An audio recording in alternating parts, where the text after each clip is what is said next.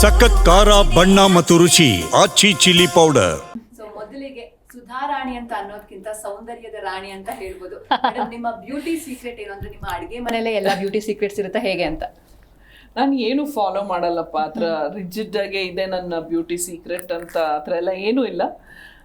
S, most of the time ಅಡುಗೆ ಮನೇಲೆ ಏನೇನು ಪದಾರ್ಥ ಸಿಗುತ್ತೋ ಅಡುಗೆ ಮಾಡ್ತಾ ಟೈಮ್ ಪರ್ಮಿಟ್ಸ್ ಹಾಗೆ ಅಲ್ಲಲ್ಲೇ ಮಾಡ್ಕೊತಾ ಇರೋದು. ಒಂದೆರಡು ಟಿಪ್ಸ್ ನಮ್ಮ ವೀಕ್ಷಕರಿಗೋಸ್ಕರ.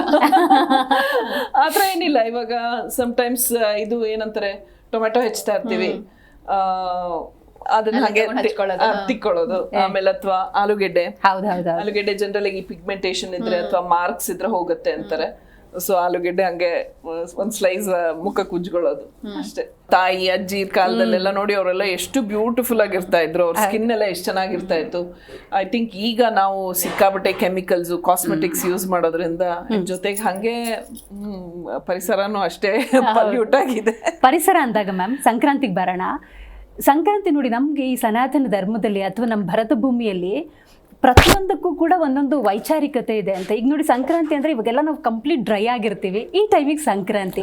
ಸೊ ನಿಮ್ಮ ಸಂಕ್ರಾಂತಿ ಹೇಗಿರುತ್ತೆ ಅಂತ? ಅಮ್ಮ ಪ್ರತಿ ವರ್ಷ ಎಳ್ಳು ಬೆಲ್ಲ ಎಲ್ಲ ಮಾಡೋರು. ಸೊ ಯಾವಾಗ ಸಾಧ್ಯನೋ ಆ ವರ್ಷಗಳೆಲ್ಲ ನಾನು ಮನೇಲೆ ಎಳ್ಳು ಬೆಲ್ಲ ತಯಾರು ಮಾಡ್ತೀನಿ. ಸೊ ಈ ವರ್ಷನೂ ಎಲ್ಲ ರೆಡಿ ಮಾಡಿ ಇಟ್ಕೊಂಡಿದೀನಿ. ಸೊ ಇನ್ನು ಎಳ್ಳು ಬೆಲ್ಲ ಬೀರ್ಬೇಕಷ್ಟೇ. ಓಕೆ,